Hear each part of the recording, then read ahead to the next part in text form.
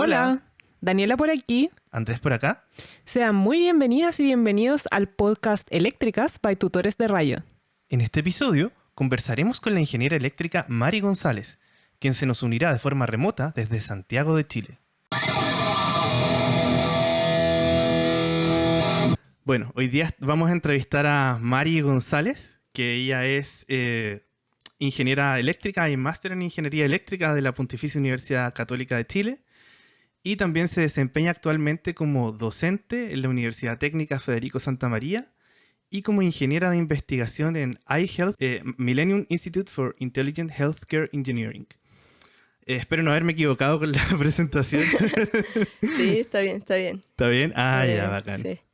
Muchas gracias, chicos, por la invitación. De nada, gracias a ti por haber aceptado y por haber sido tan buena onda desde el principio, porque te contamos hace tiempo del proyecto igual, y como que siempre tuviste buena disposición. Pero antes de pasar a la primera pregunta, te quería preguntar ¿cómo te gustaría presentarte a ti misma? O si te gustaría como destacar alguna otra cosa quizás de ti también. Bueno, algo que últimamente estoy como destacando un poco más es mi interés por la interdisciplina. Uh-huh. Siempre he tratado como de trabajar desde distintas áreas, no solo desde la ingeniería. Por eso, durante mi pregrado tomé varios cursos de música asociada a tecnología. También mi magíster fue relacionado con música y tecnología y esto de ahora estar trabajando en iHealth, en que vinculamos salud con inteligencia artificial, tiene que ver también con eso, con mi interés de no solo hacer tecnología, sino que de vincularlo con la interdisciplina, con otras áreas. No quedarme solo en lo que es la ingeniería. Bacán, qué buena. Sí, porque bueno, es como quizás como un poco un cliché quizás que puede tener algunas personas todavía, que es como que solamente como que trabajan en una área de la ingeniería eléctrica, pero como en tu caso, como que mezclas varias cosas igual. Entonces lo encuentro como súper interesante y bueno, en el curso de la entrevista vamos a ir ahondando como en las distintas etapas de tu formación y también de tu trabajo. Así que bueno, la Dani va a partir con la primera pregunta, que en realidad es un minijuego. Así como para partir haciendo un pequeño precalentamiento. La primera pregunta era en realidad un pequeño juego para ir conociéndote más y son algunas preguntas con respuesta corta. Entonces, la primera es, ¿cuál es tu ecuación y o tema favorito de la ingeniería eléctrica? ¿Ecuación o tema? Sí, puede ser cualquiera de las dos. Las imágenes. Las imágenes, buena. Como las imágenes como en el sentido como de análisis de imágenes. Sí, como las imágenes digitales son mi cosa favorita, así como siempre me ha interesado, como desde que era chica, cómo se forma una fotografía, por ejemplo, como bueno. que siempre sea un tema que me llama mucho. Bacán. Genial. Y si no fuese ingeniera eléctrica, ¿me hubiese gustado? Completa la oración. Ser diseñadora industrial. Diseñadora. Wow. Porque tú también tienes como hobby cosas relacionadas con diseño quizás, o qué onda. Un poquito, Uh-huh. como por ejemplo me gusta mucho la costura y bueno, en su tiempo también bordaba harto, cosía a mano. Claro, eso me gusta harto, pero más que nada lo digo porque siempre he tenido este interés como de inventar cosas. Uh-huh. Y siento que desde el diseño también se puede. Entonces, por ahí va. Buena. O sea, tu pasión siempre fue desde pequeñita probablemente el tema de hacer cosas, solucionar, hacer cosas con tus propias manos. Sí. Eso fue lo que a lo mejor te fue guiando después de la Sí, ingeniería. claramente, como inventar cosas, hacer cosas nuevas, eso es como lo que me gusta en verdad. Bacán. ¿Y la última? Y la última, ¿cuál es tu libro favorito? Puede ser de cualquier tipo de literatura, científico. Qué difícil. O el último que leíste, por ejemplo, que te gustó. Alguno que te parezca interesante por alguna razón. Ya, el último que recuerdo que me gustó mucho fue un cómic en realidad. Fue Sandman.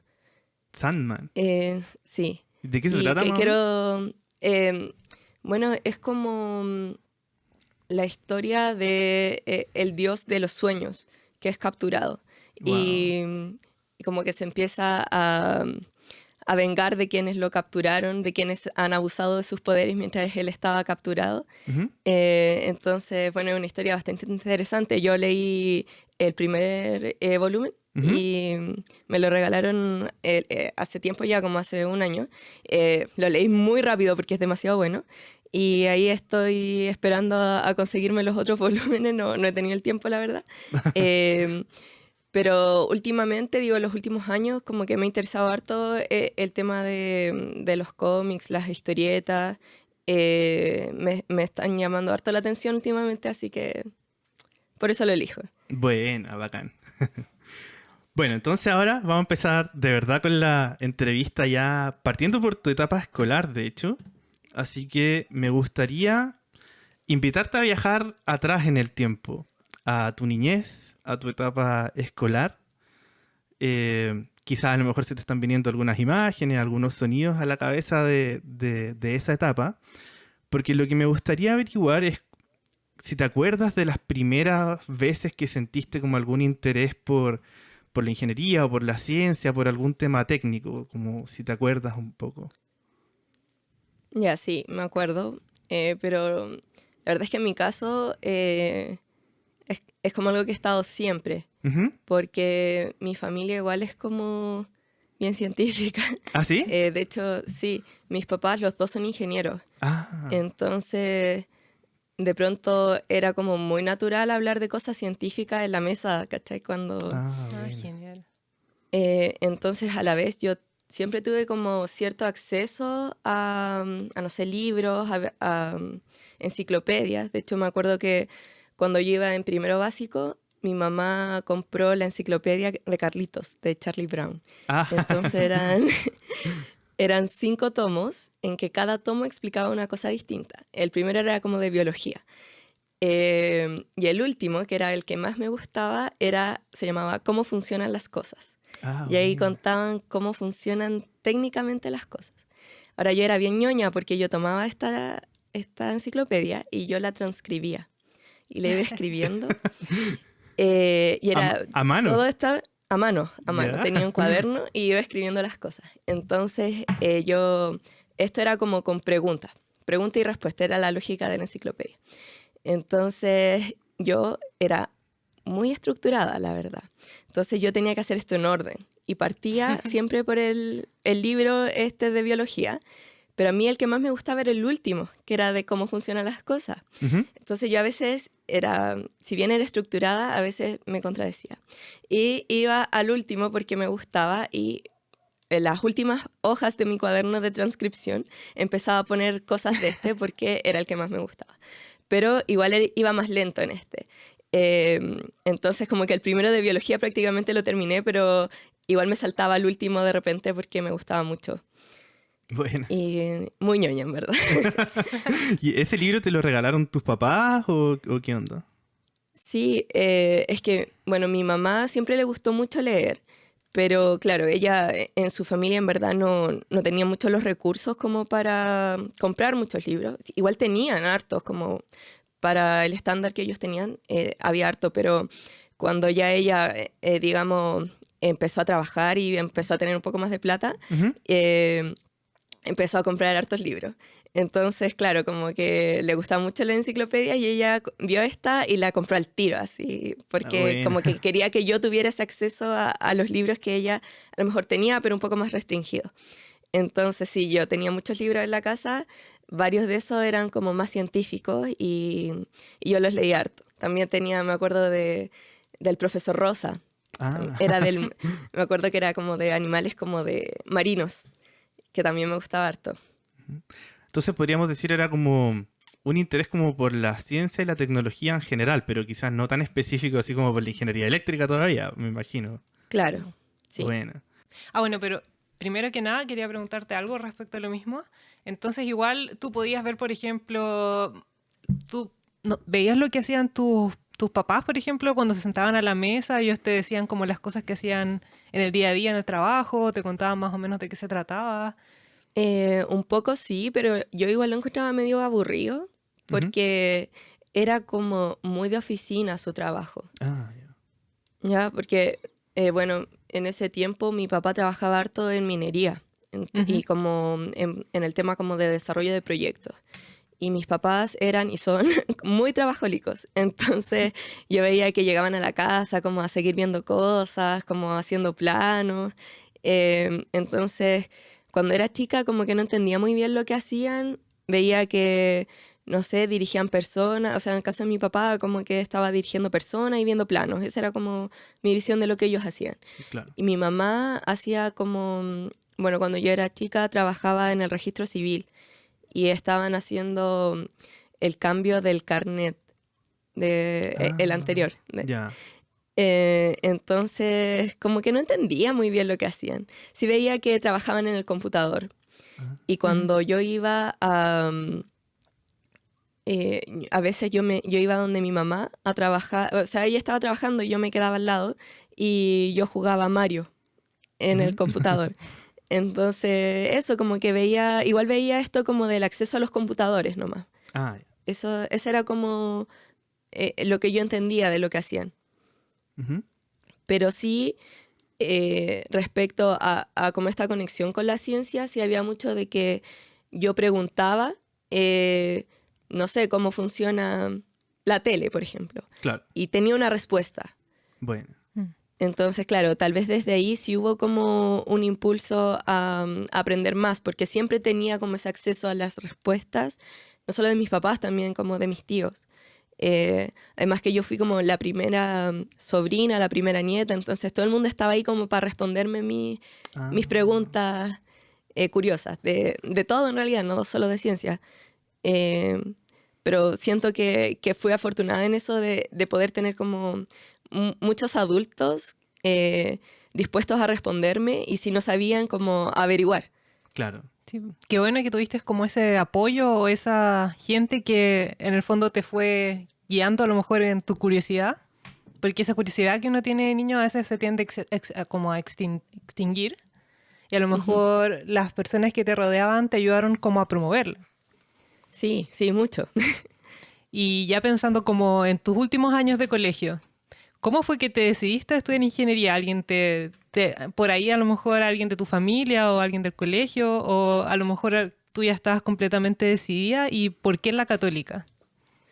Ya, yo en verdad no quería estudiar ingeniería al principio, Ujú. porque como digo, veía a mis papás como que para mí era como mi rol de lo que hacía un ingeniero, y tenía esta impresión de que era como muy de oficina, como muy llenar informes, no sé. Hasta que un día yo estaba viendo un documental sobre las primeras etapas de la robótica. ¿Ya? Entonces hablaban mucho de Da Vinci, de lo que había hecho Da Vinci y como con unos mecanismos que se movían, bueno, sin nada eléctrico en ese momento, eran netamente mecánicos. Y salía un señor explicando, como en la actualidad, qué Ujú. significaba esto. Entonces, este señor decía abajo su título como Juanito Pérez, ingeniero en robótica. Ah, Dije, ingeniería en robótica, ¿qué es eso? Creo que eso quiero en realidad.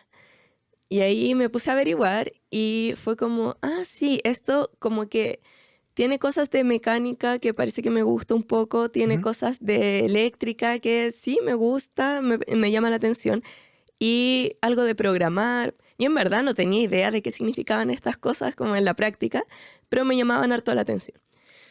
Y fue como, ya, eso parece que quiero estudiar en realidad. Como un sentimiento Y más ahí de guata dije, quizás, ¿o no? sí, Bueno. sí, y como que con el tiempo fui desarrollando un poco más esta idea en mis últimos años del colegio. Estuve viendo otras carreras también, hartas de salud, pero con salud me pasaba que sentía que no era lo mío porque tal vez yo empatizo mucho con la gente. Entonces me pasaba que yo decía, imagínate, yo estoy como atendiendo a alguien que le pasó algo así, algo terrible, o no sé, su hijo está enfermo y llega una señora como llorando por su hijo, y yo decía, voy a llegar a la casa con todas esas emociones. Claro. Entonces fue como, no, parece que no es lo mío. Y con esto de la ingeniería sentía que era la forma en que yo tenía de inventar cosas, que era algo que siempre había querido. y además de poder inventar cosas de cualquier área. Sentía que me podía conectar a hacer cosas que le sirvieran a cualquier persona, gente de educación, de medicina. Entonces yo igual tenía este temor de dejar de aprender de otras cosas, porque en el colegio a mí me gustaban todas las materias Ujú. y no quería alejarme de ninguna. Ah, wow. Y sentía que de pronto como que la ingeniería podía permitirme eso. Y en particular como esto asociado a robótica. Después empecé a ver que en Chile en ese momento no se podía estudiar ingeniería en robótica como directamente. Claro. Pero sí podías, claro, estudiar eléctrica o mecánica o computación y especializarte en el área de robótica. Y bueno, ahí yo fui a la escuela de verano de la Chile. Ah, igual que nosotros. En serio. Sí. ¿Y qué curso hicieron? Hicimos matemáticas. Bueno, tú Yo hiciste hice los últimos dos de tú hiciste los matemática. últimos dos, yo Sí. hice el último y de hecho ahí conocí a la Dani en la Chile. Pero filo, da lo mismo. Qué coincidencia. Mira, yo hice ingeniería aplicada, que en realidad era un curso como de optimización. Igual me gustó harto, y ahí conocí la Chile. Y ahí en ese momento como que quería estudiar en la Chile. De hecho, conocí los laboratorios de robótica de allá. ¿Estás en Buchef? Sí, en Buchef. Ujú. Y bueno, yo vivía súper cerca del campus. Y yo había estudiado para PSU y todo. Yo decidí no hacer PREU por varias razones. Em, y pensé que el puntaje me iba a alcanzar como justo para estudiar en la Chile. Y hasta que no vieron los resultados de la prueba, yo pensé que iba a estudiar en la Chile. Hasta que dieron los resultados y me fue mucho mejor de lo que esperaba. Ah, Y ahí se abría la opción de postular a la Católica. bueno. Y ahí fueron como unos días de confusión de qué hago. Y ahí hablé, te juro que con todo el mundo que había estudiado en la universidad que yo conocía. Como con, bueno, mis papás obviamente, con mis tíos y con mis profes, con varios de mis profes. Y muchas personas me recomendaron como estudiar en la Católica por el tema de que tal vez podía tener alguna opción de beca ahí. No fue así, pero ese fue uno de los argumentos. Ujú. Otro de los argumentos que tomé fue que de pronto hacer posgrado en la Católica era más fácil. Otro tema que igual fue súper importante es que el campus de la Chile es solo de ingeniería, bueno, y astronomía y otras ciencias. Claro. Y como yo quería hacer cosas más interdisciplinarias y además Claro. en la Católica está todo este tema de tomar ramos, es mucho más fácil tomar ramos en otras facultades, eso igual valió harto. Y también que el campus era como ya más interdisciplinario, más grande, y no me quedaba al lado, entonces de alguna forma me permitía como abrirme un poco más al mundo, el irme de mi barrio, digamos. Y más verde quizás Eh, también, ¿o no? El Sí, más campus. verde también. Sí. Sí. Eso, entonces fueron como varios factores que al final me hicieron decidirme por irme a la Católica y no a la Chile en su momento. Ujú. Bueno. Bueno, ya entrando en la etapa universitaria, parte 1, le pusimos acá porque tú... Hay como dos partes acá. Está Ya. primero el título y después el Master of Science en el Magíster. Ah, ya. Así que, pero pensando en como en tus primeros años de la universidad, estamos hablando como del 2011 más o menos, ¿o no? Sí, yo entré en el 2011. El 2011, vale. Entonces, claro, te quería preguntar si te acuerdas un poco quizás de los primeros días y también de si la universidad era como muy distinta a cómo te la habías imaginado quizás estando en el colegio, como si fue como muy chocante quizás o algo que te llamó la atención como positivamente o negativamente, no sé. Ya, sí, fue bien chocante, la verdad. ¿En serio? Sí, bueno, es que yo estudié en un colegio subvencionado de Santiago Centro Ujú. y muy pocas personas lograban entrar a universidades tradicionales. Entonces, hasta ese momento yo era la primera persona que entraba a estudiar ingeniería en la Católica o en la Chile. Ujú. y entonces yo no tenía como una red de contactos. Y resulta que entré y muchos de mis compañeros tenían como a la mitad de su curso adentro de ingeniería en la Católica. Entonces yo no tenía esta red de contactos. Además que pasaba que yo estaba acostumbrada como a convivir con personas de un estrato social como medio bajo, medio alto, no sé. Ujú. Y en la Católica, claro, la gran mayoría de las personas son de un estatus social mucho más alto y que además todos se conocen. Entonces me sentía un poco fuera de lugar. Como que yo era... primero mucho más baja, mucho más morena.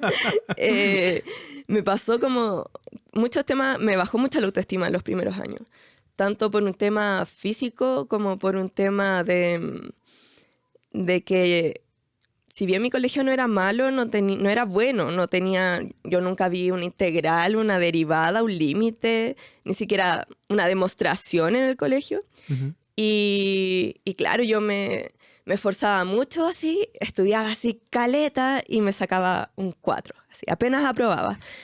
En cambio, mis compañeros era así como apenas estudiaban, o sea, algunos, digo, no todos, pero Ujú. algunos estudiaban un poco y un 6. Y yo así como, ok. Entonces, claro, como que pasó que yo en el colegio era el primer lugar siempre en todo y llegué a un lugar en que era así como promedio. Mm, claro. Entonces sí fue como difícil los primeros años, hasta que ya como logré nivelar en conocimiento y también superar como ciertas trabas como emocionales.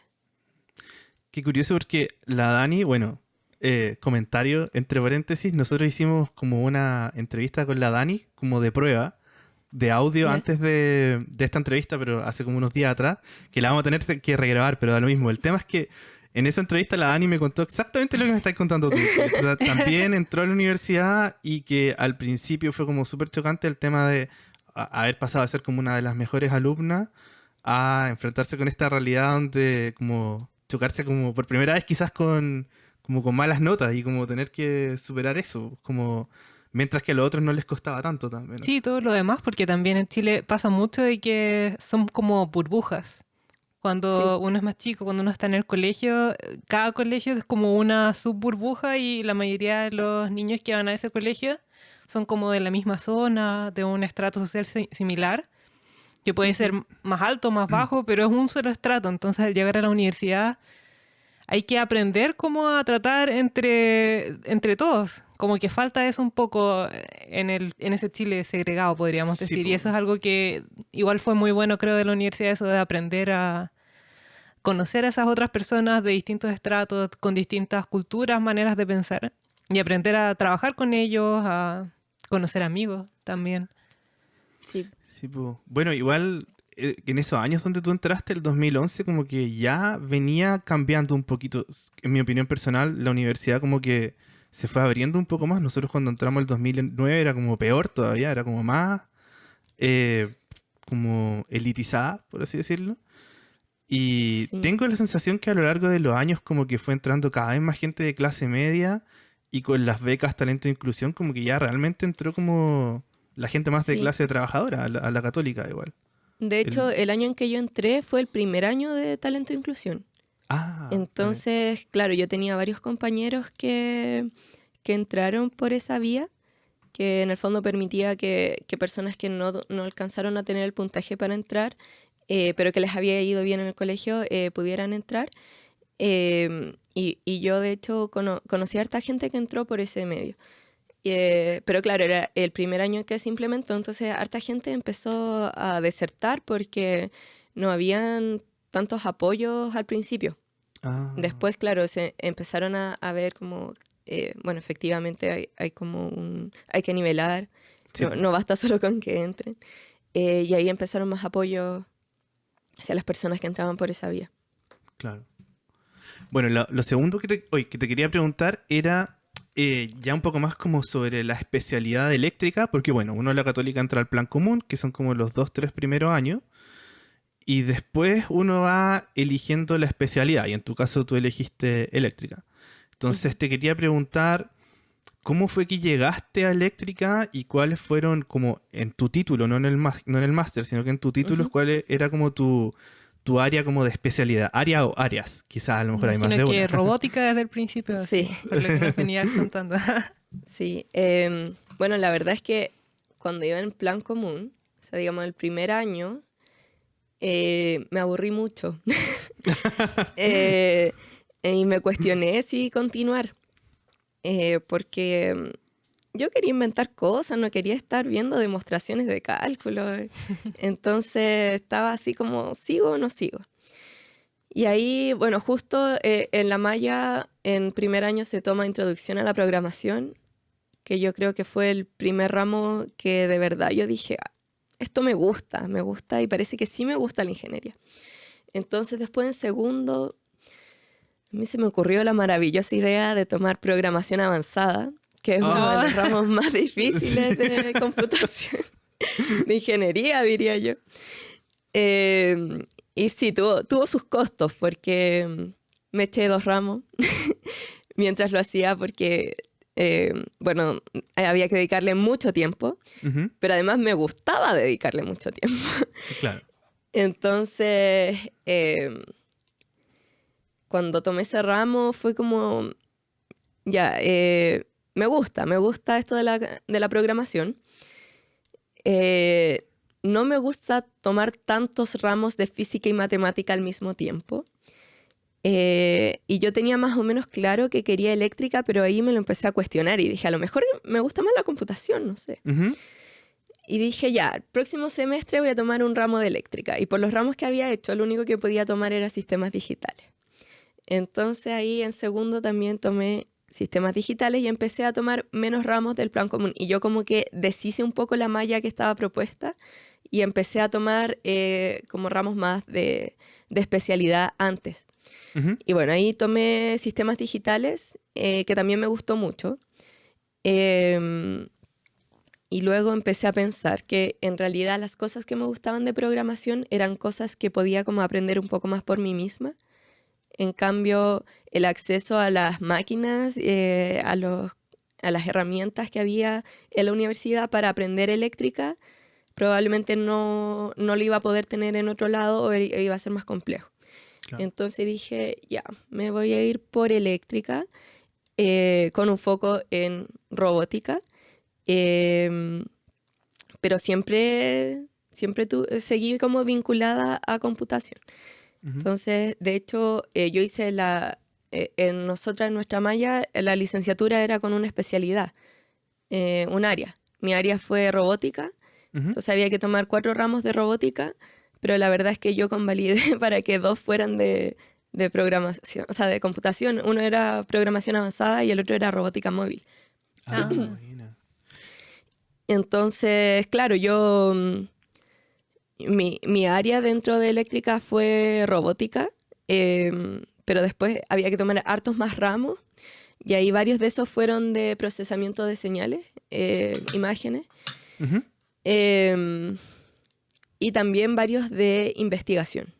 Yo empecé a participar en temas de investigación cuando iba en segundo. em, bueno, había este programa, ¿cómo se llamaba? Ingeniería Propone. ¿Ingeniería propone? Sí.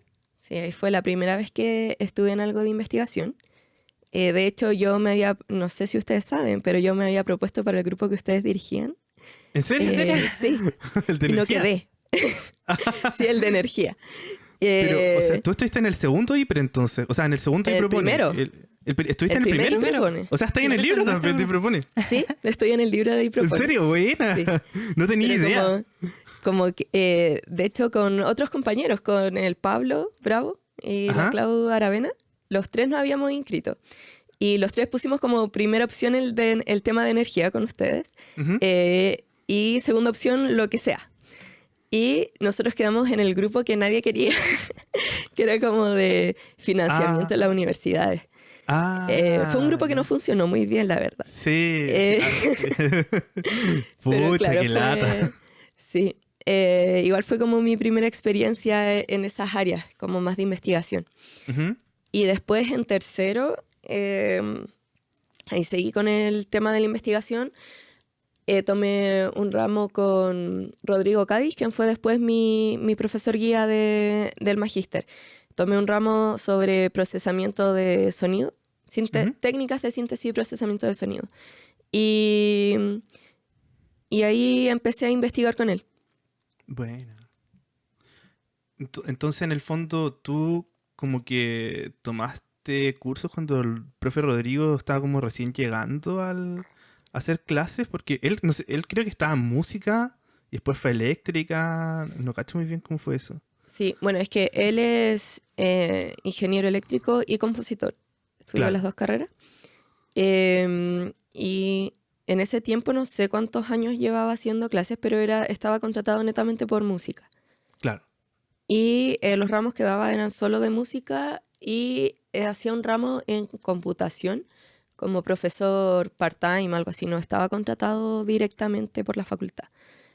Y por estar en eso y porque igual habían como ciertos contactos y ciertos intereses, porque él y Patricio de la Cuadra, quienes tenían este grupo de investigación en tecnologías de audio, Ujú. se incorporaran formalmente a ingeniería. Entonces ellos podían dictar estos cursos, estos créditos de investigación en pregrado. Ah, Entonces ahí yo participé de este grupo de investigación, hartos años, la verdad. Y, y después cuando yo iba como en cuarto, claro, en cuarto, porque cuando ya quería estudiar el magíster y ahí hubo que mover un poco los hilos para que él formalmente pudiera ser mi tutor en el magíster por ujú. ingeniería. Y ahí como que ya empezaron a hacer más cursos y a incorporarse de verdad a la planta de profesores de ingeniería en eléctrica. Ah, qué bacán. O sea, como que gracias a ti un poco, o como por tu caso especial, como que ayudó un poco a que el profe se incorporara a eléctrica, en el fondo, algo así, ¿o no? Mira, la verdad es que ya había como gente interesada, porque había más gente que haciendo estos créditos de investigación Mm. antes que mí. Em, También entre medio el profesor Cádiz empezó a hacer señales y sistemas, que es Sí, uno de los primeros él, ramos de eléctrica. él Entonces ahí como que me hizo señales a Ah, ¿en nosotros. serio? Sí, o sea, es que nosotros lo tomamos con PIN primero y lo echamos así, pero horriblemente mal. Y de ahí tomamos con el profe Rodrigo y como docente es, pero excelente, es súper buen docente en realidad. Claro, entonces no sé si fue por mí, pero tal vez sí como que ahí nos Algo ayudó. tocó, algo ayudó, creo yo. Buena. Sí, bueno, igual un compañero de esos años, Aarón, también andábamos los dos moviendo hilos para que pudiéramos nosotros tomar ramos como más asociados a música eh, con ellos. Ah, el Aarón, el amigo del Guille. Sí, él, Ah, ya, dale, bacán. La otra Aarón parte la tengo, Montoya. ¿cierto? Bueno, ya a lo mejor yendo como un poco más a los temas que tienen que ver con temas como más estudiantiles relacionados con los estudiantes dentro de la universidad. Tú, Mari, participaste activamente en la rama estudiantil del IEEE y también en Ujú, Ícaro, que es el así es. capítulo estudiantil en control automático y robótica. ¿Qué significaron esas experiencias para ti en tu formación? Y si pudieras explicar un poco el trabajo que hace la rama IEEE y también Ícaro. Ya. Estas experiencias fueron todo para mí. Eh, bueno, la verdad es que yo cuando estaba recién entrando a eléctrica, fui a unos talleres de Ícaro, Ujú. que era este grupo en que trabajamos sobre robótica. Bueno, y ahí conocí a chicos que fueron súper importantes en mi formación. A Vladimir Araya, al Ignacio Pasalacqua. Con ellos, bueno, ellos hacían unos talleres sobre como introducción a la robótica, sobre las distintas partes de la robótica. Em, Eran unos talleres que eran, no sé, 2 sesiones cada uno Ujú. y se suponía que iban a ser 6, en efecto hicieron como 3. Eh, pero ahí pude conocer a los chiquillos y empezar a meterme un poco más en estas cosas. También ellos estaban haciendo unos cursos en Penta UC, que son cursos para chicos de colegio que tienen, bueno, ahí tienen esta idea como del talento académico, idea que no estoy tan de acuerdo, pero bueno. A ver, ¿por Eh, qué? No, bueno, es que la base de esto es como que existe como el talento académico, que es Ujú. como gente que destaca académicamente y que debería, o es bueno que estas personas reciban como una formación aparte eh, para, en el fondo, tener una mejor formación que la que reciben en el colegio en que están con toda la gente. Ujú. Eh, pero bueno, desde mi, mi base de conocimiento y filosofía en cuanto a docencia, creo que no es tan así. O sea, que hayan personas que sepan, que tengan mayores habilidades en un grupo, permite que el resto del grupo pueda también aprender más cosas y además, si se dan buenas interacciones dentro del grupo, estas personas que son más destacadas, entre comillas, pueden igual ir aprendiendo. Claro. Entonces, yo creo que va más por un tema de motivación. Y bueno, igual todo el programa Penta igual fue mutando un poco en esta idea, como que en los últimos años igual no reciben gente que solo tiene como muy buenas notas en el colegio, sino que va más por motivación, porque igual son jóvenes que tienen que ir los sábados en la mañana a clases. Entonces, Sí, po. claro, igual hay que ser bien motivado para ir. Sí, Sí, po. po. Pero funciona al final más como una extensión de la universidad, me imagino, hacia... Como un ofrecimiento de Sí, la universidad hacia los colegios, en el fondo. sí, en parte, pero igual es distinto porque los temas que se ven son como Ujú, mucho más aplicados, las ujú. metodologías son mucho más activas, mucho más prácticas, ¿no? En la universidad en general las metodologías son de cátedra. Sí, En cambio, en Penta tienen esta filosofía de usar metodologías activas casi en un 100%. Em, También el tema de las evaluaciones no es tan relevante. Em, Y bueno, por ejemplo, a nosotros nos hacían hacer una planificación que fuera prácticamente netamente actividades. Entonces, igual fue una súper buena escuela en eso, como en hacer una metodología muy aplicada, que valoro espérate. harto hoy en día, ¿Tú estuviste en Penta como docente o como estudiante? como docente, como Como docente. docente, Sí. dale. Cuando estaba ahí como en el título o después en el Sí, máster pero la verdad también. es que era cuando recién estaba empezando, los chicos Ah, dale. necesitaban como ayudantes y yo no sabía nada. Como que yo iba a hacer clases como aprendiendo a programar en Arduino, aprendiendo bien cómo, o sea, tenía, claro, ciertos conocimientos de programación y ciertos conocimientos de mecánica, de electrónica, pero yo sentía que no sabía tanto. Y, y los chiquillos era como, ya, como quien quiera venir, ayudarnos, venga, aunque no sepa tanto. Y aprendí mucho, aprendí mucho. Bueno.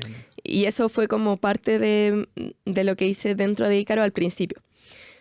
Y a partir de Ícaro me acerqué a la rama IEEE, que es Ujú. del Instituto de Ingenieros Eléctricos. Entonces, ahí el primer año cuando, bueno, justo se da que con mi grupo de amigos de la universidad, que teníamos como un gran grupo que entramos juntos a Plan Común, la mitad más o menos somos eléctricos. Entonces Ah, entramos Wow. bueno. juntos y de a poco entre todos nos fuimos como acercando a la IEEE, a la rama, y justo ese año era la reunión nacional de ramas, o sea, perdón, la reunión regional de ramas en Chile. Entonces venía gente de otros países de Latinoamérica a Chile, puro ingeniero eléctrico y electrónico. Entonces venían acá a Chile y, bueno, la gente que estaba en ese momento, ustedes incluidos, nos incorporaron harto. Nosotros éramos como los nuevos ahí, éramos los Sí, más po. chicos, no teníamos idea de nada. Pero Y, queríamos que se tomaran la IEEE. y así fue. Entonces, claro, nosotros participamos harto en eso, viendo de qué se trataba, como te digo, recién nosotros íbamos como en los primeros años de la carrera, llevamos como 2 ramos de eléctrica y nosotros ahí en reuniones con gente de otros países.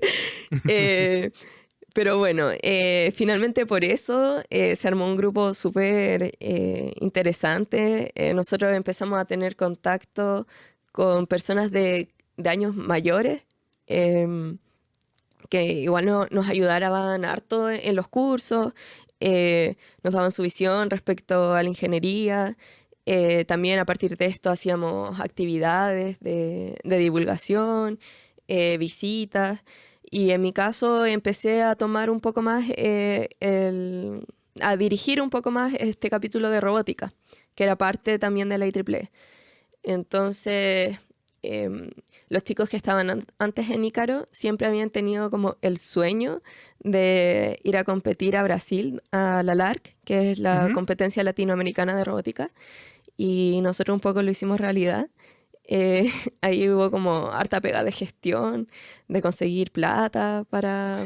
¿Eso cuánto fue? ¿Te acordáis? Fue el 2015 o 16, no recuerdo bien. 16. Ah, Creo que el 2015, no estoy segura. ya. Por ahí. Bueno. No, tiene que haber sido 2016, sí. Sí, ese año tiene que haber sido. Y sí, sí, porque tiene que haber sido cuando nosotros estábamos en el último año. Sí, porque me Ujú. acuerdo que fue cuando yo estaba en mi último semestre con ramos, tenía 3 ramos y la Ujú. LARC. Ah, chuta. Fácil. Entonces, claro.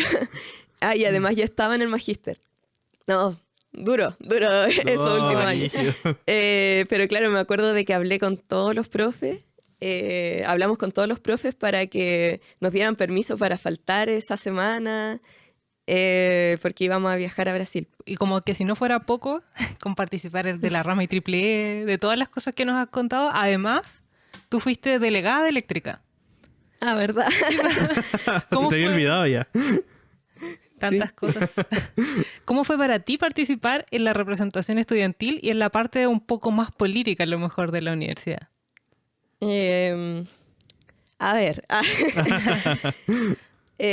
Mira, fue bacán igual. Bueno, me tocaron hartas cosas. Ujú. O sea, partimos con el gran tema de el asado familiar. Ah, chuta.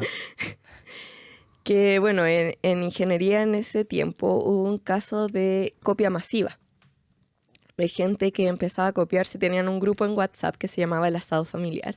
Y ahí se pasaban las respuestas, uno iba al baño y pasaba las respuestas.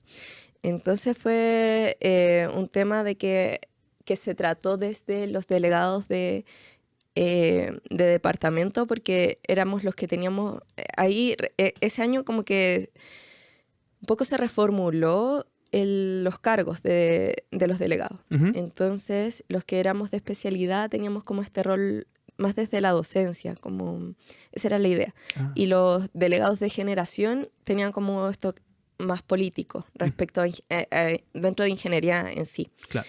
Entonces, este tema de la copia eh, fue igual bastante interesante verlo desde este cargo, porque en ingeniería eléctrica pasaba mucho que había, ya, yo creo, una sobreexigencia. Ujú. Entonces, yo igual me cuestionaba harto por qué pasaban estas copias. Con todo este tema salían a la luz igual otras historias que eran como mitos urbanos que habían por ahí. Entonces, estaba todo este cuestionamiento de que en ese momento se castigaba más reprobar ramos que copiar. Ujú. De hecho, bueno, la sanción de estas personas fue que congelaron, o sea, estuvieron suspendidos, digamos, 1 o 2 semestres, dependiendo de su nivel de participación. Y versus gente que, no sé, reprobaba algunos ramos y lo expulsaban de la carrera. Oli. Entonces, partiendo por ti. Entonces, claro, estaba todo este cuestionamiento a cómo como universidad llevábamos el tema de la reprobación, hasta qué punto las notas podían reflejar tu aprendizaje, eh, hasta qué punto nuestra cultura premiaba más la nota por sobre el aprendizaje. Ujú.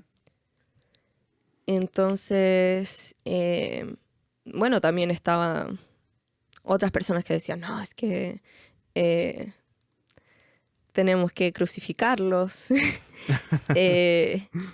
esto es inaceptable, y lo dejaban ahí nomás, ¿cachai? Pero a la vez también estaba este otro cuestionamiento que yo creo que al final del día, años después, llevó a que se modificaran bastante los reglamentos y que ahora haya un apoyo más certero hacia las personas que reprueban ramos, que congelan entre medio. Ha cambiado bastante, ha cambiado bastante. Ah, qué bueno. Y yo creo que a partir de ese caso, que fue bastante mediático por un lado, Ujú. pero que además de forma interna nos cambió, yo creo. ¿Y a qué te Como- refieres a la sobreexigencia? Como en el sentido del sistema de evaluación de 3 pruebas parciales y una prueba final. ¿O a qué te refieres con la exigencia en general? O sea, bueno, en eléctrica en particular, yo lo veía como que nosotros teníamos ramos con proyectos semestrales que eran bastante difíciles, Ujú. más tareas, más pruebas, y era como... Y ya está, o sea, está bien. Yo creo que está bien tener muchas evaluaciones. El tema es qué tan grandes, cuál es la exigencia. Y me acuerdo que justo, no me acuerdo, no sé si fue un poco antes, un poco después de esto, yo hice la práctica Ujú. en el verano y hacía tantas cosas, o sea, en esa circunstancia en que no tenía la presión de rendir para 6 ramos al mismo tiempo, eh, en hacer 6 proyectos, tantas tareas gigantes y además hacer pruebas escritas, en que estaba en una situación de menos presión, podía rendir mucho mejor. Claro. O sea, tú Entonces, me estáis tratando de decir que en el fondo como al final la sobreexigencia como que tiene un impacto negativo en el aprendizaje al final, ¿crees tú? sí, Sí. sí, 100%. 100% de acuerdo también. Ya, a ver, la próxima pregunta. Ahora. Pero espérame, Ah, si no he perdón, terminado la dale. respuesta. No, claro, eso por un lado, que fue como a nivel ingeniería, pero también pasaron muchas cosas como dentro de eléctrica, porque claro, yo participaba en las reuniones de departamento y ahí yo tenía la intención de que ayudar a que hubiera más comunidad. Entonces, claro, ahí empecé a motivar que hubieran más actividades. Por ejemplo, hicimos el primer asado de eléctrica, que afortunadamente después se mantuvo. También tratamos de hacer como ciertas cosas de difusión que al final no funcionaron tanto. Pero también levantamos hartos temas. Por ejemplo, en ese momento no había baño de mujeres en eléctrica. Y ahí fue un tema que traté de levantar en su momento y que, bueno, años después, afortunadamente, se siguió con ese tema y hubo baño. Cuando yo me fui de eléctrica había un baño así para mujeres, ¿Y dónde está el baño, mujeres?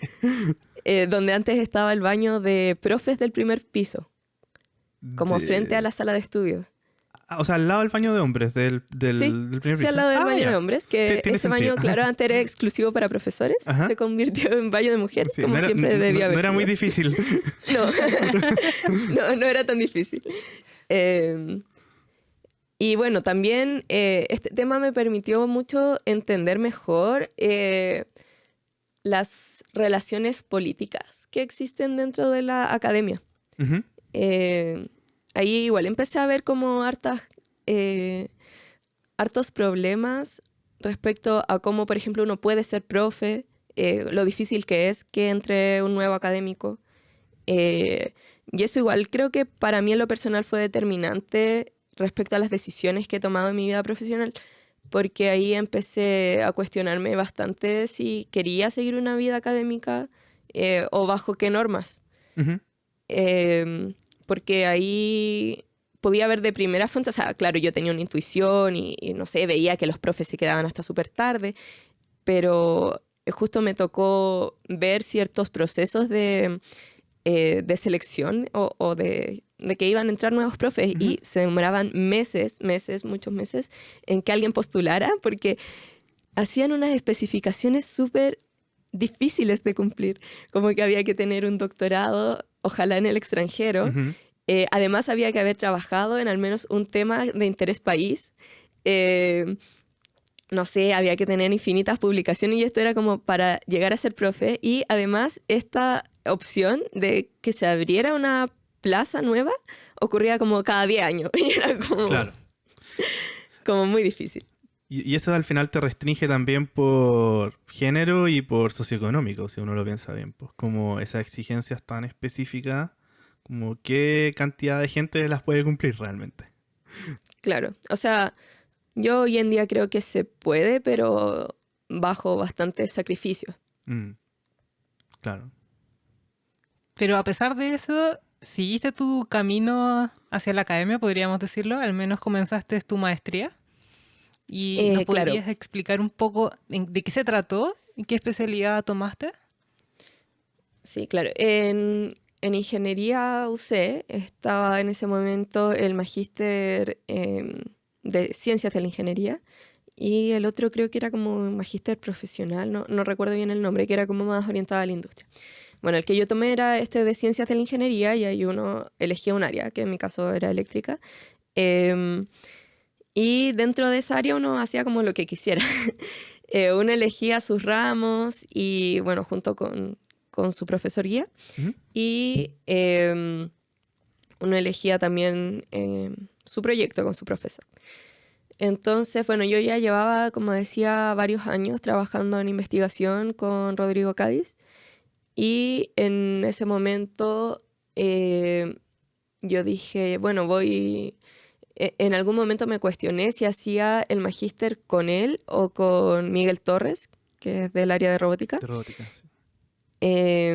Y me acuerdo que estaba yo en este proceso de qué hago y en el laboratorio de robótica. Y le digo al encargado como, no sé, a lo mejor, como siempre he querido el tema de robótica, como lo natural sería irme con Miguel. Y el encargado de robótica me dice, pero si ya conoces a Rodrigo, ya has trabajado con él, como, ¿para qué te va a cambiar? ¿Estás feliz ahí? Y yo, sí. Y fue como, ya, y él me dijo así, él que era de Porque robótica. al profe de robótica no lo conocía tanto. O sea, como tan No, había cercana. tomado como un curso con él, nunca había trabajado con él. Ah, dale, ya, en ese sentido. Sí, Ya. porque claro, como decía, yo hice varios cursos de investigación, pero y también otras actividades de investigación, porque habían oportunidades de investigación en verano, por ejemplo. Y todo eso lo había hecho con Rodrigo. Entonces, claro, como que ahí dije, en realidad, si yo aquí estoy bien, ¿para qué me voy a ir? Y también veía que había muchos proyectos que me llamaban la atención. Entonces, bueno, ahí decidí seguir trabajando con Rodrigo y empezar en un nuevo proyecto, porque hasta ese momento yo había estado trabajando harto con sistemas difusos, aplicados en ese momento a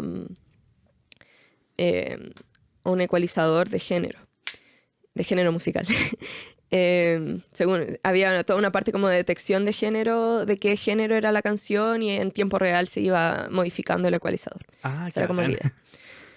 idea. Y de eso, de hecho, publicamos un par de veces. De eso, Y bueno, de eso te quería preguntar, de hecho, que tengo, sí. tengo algunas de tus publicaciones acá. Oye, De qué hecho, informados están. sí, pero por supuesto, somos un podcast serio. Un capítulo. Mira, tengo una publicación entre el 2015 y el 2018 con Patricio de la Cuadra y Rodrigo Cádiz, alguna. En dos eres primera autora y en la otra eres coautora. Hay una que es FUSI, Equalization of Musical Genres, que eso creo que es lo que me contaste recién. Y otra que es Understanding Interaction in Musical Multi-Touch Surfaces. Y la otra es FUSI Logic Control Toolkits 2.0. Muchas cosas. Como si nos podía explicar un poco. Esto tiene que ver con el ARC continuo, quizás, con el instrumento este que desarrolló. El segundo que nombraste, sí. El segundo. Ah, dale. Ya, ya. Bueno, y lo otro igual se terminó mezclando un poco. Pero bueno, en lo que primero que yo trabajé era que Rodrigo tenía un toolbox de lógica difusa para usarlo en Max MSP, que es un programa para programar música. Ah, bueno. ¿Ya? Entonces es un programa que usan mayoritariamente músicos para hacer música por computador. Ujú. Y esto es en programación en bloques. Entonces, tú puedes sí, hacer tu propio código en otros lenguajes e incorporarlo. Entonces, Rodrigo originalmente lo había hecho en C++ y él quería pasarlo a Java porque en las versiones más modernas del programa se usaba Java y no C++. Algo así era. Entonces, yo en ese momento iba en tercero, si no me equivoco. Jamás había programado en C++. Pero bueno, pues eso estábamos. Entonces, yo hice toda esta migración del programa, que además implicaba aprender harto MATLAB, porque la idea de este toolbox era que fuera compatible con MATLAB y que usara como la misma estructura. Entonces, de alguna forma terminé, bueno, mejorando mis conocimientos en Java en ese momento, pero aprendiendo C++ y MATLAB, que yo no había usado nada hasta ese momento. Y aprendiendo lógica difusa, que menos había aprendido. ¿Qué es esa cuestión de lógica difusa? Bueno, la lógica difusa es una técnica que se usa bastante en control inteligente, Ya. que son sistemas expertos, pero que tú defines matemáticamente las cosas de forma difusa. Entonces, la pertenencia a cierta clase no es como sí o no, las cosas pertenecen en cierto nivel. Entonces, por ejemplo, un ejemplo clásico es el clima. Uno no dice como el clima puede estar como un poco nublado y muy caluroso, por ejemplo. Entonces tú matemáticamente puedes definir como, ya, el poco nublado a lo mejor es un nivel entre 0 y 1, de lo que significa poco, Dale. y entonces, no sé, 0,2 es un poco nublado. Y de la categoría nublado. Y a la vez está caluroso, entonces a lo mejor está en un 0,6 de caluroso. Entonces uno hace como esta traducción de variables que son, como las entiende uno, como no son absolutas. Entonces por eso se habla de difuso, esta definición. Entonces todas las cosas uno las define como de esta forma media fácil, difusa. Y con eso uno puede ir haciendo reglas de lo que va a ser su sistema. Pero todo queda como, la forma en que uno hace las reglas es así, verbal. Entonces uno dice, si el día está poco nublado y muy caluroso, entonces, no sé, se enciende mucho el regadío. Es como lógica proposicional un poco, ¿no? Sí, Dale. sí. Entonces, si uno hace como la matemática detrás, la definición del problema de forma matemática, la forma de crear las reglas del usuario es verbal. Entonces, es como súper simple de usar después. ¿Son como máquinas de estado? ¿Como de sistemas digitales o nada que ver? No. ¿No? Ya. No. En el fondo te sirve para ser un controlador cuyas reglas son verbales. Ya, dale. Entonces, Rodrigo desde antes, creo que desde su doctorado había trabajado con este tema de cómo incorporar los sistemas difusos a composición. Y ahí, bueno, él hizo ciertas composiciones usando lógica difusa. Y ahí fue que creó la primera versión de este toolbox. Y él quería pasarlo a Java, como decía, y hacer esta nueva versión. Y ahí fue donde yo estuve trabajando. Y ahí, buscando una aplicación, llegamos a este tema de el ecualizador. Entonces, cuando empecé a trabajar en esa aplicación, ahí tuve que aprender otras cosas respecto a cómo se analizaba la música para entender a qué género pertenecían. Y ahí, claro, hay como ciertas variables musicales que uno puede ir extrayendo para entender a qué género pertenecen. Y ahí la gracia era que con lógica difusa entendíamos a qué género pertenecía la canción o el pedazo de música que estábamos reproduciendo. Y a partir del género, y también la gracia era que cada canción podía pertenecer a más de un género a la vez. Buena. De hecho, eso te iba a preguntar, era como, por ejemplo, ¿eran como solamente como grandes géneros, así como pop, rock y cosas así? ¿O podía ser como subgéneros también, así como metal y heavy metal y thrash metal y no sé? Ya, eran como grandes géneros, pero habían como 10 opciones, si no me equivoco. Ajá. Entonces, claro, estaba música clásica, música pop, había metal. Igual esto era como una definición media estándar de los géneros, pero claro, como se podían mezclar entre ellos, como que de alguna forma empezaban a salir como variaciones. Claro, Sí. Y según cuál era el género en ese momento, porque todo esto funcionaba en tiempo real, entonces se evaluaba en una ventana de no me acuerdo cuántos segundos, por decirte 10 segundos. Entonces, para esos 10 segundos se hacía la evaluación y se determinaba cómo se iba moviendo el ecualizador. Y de eso salió, como bien decías, mi primera publicación, que fue cuando aún estaba en pregrado. Fue antes de Vale. entrar al magíster. Y de ahí las otras dos, en el fondo, la hiciste durante tu magíster. La Claro. de... Dale. Es que, claro, después yo tenía, como me gustaba, si bien yo hice la especialidad en robótica, yo siempre trabajaba como en la parte más de software, como de análisis de sensores. O también como en la parte del sistema inteligente, digamos. Entonces, en ese tiempo andaba dando vueltas a este proyecto que era el ARC Continuo, Ujú. que era un instrumento musical electrónico, eh, digital en realidad se le llama, que en el fondo era una pantalla curva, superficie curva en realidad, porque no muestra nada, una superficie curva que podía detectar dónde estaban los dedos. Y en ese momento estaba viendo una transformación de la tecnología detrás, porque justo se habían ganado unos fondos. Y a mí me interesaba mucho este proyecto porque me gustan mucho los sensores, por un lado, y por otro, me gusta mucho esto de cuando hay una persona interactuando con la tecnología. Me Sí, es encanta. bacán. Entonces, como que siempre había tenido este interés de meterme en un proyecto más como con sensores y más con personas ahí tocando mi invento. Que sea como un producto así como tangible, ¿o no? Que, Sí, claro.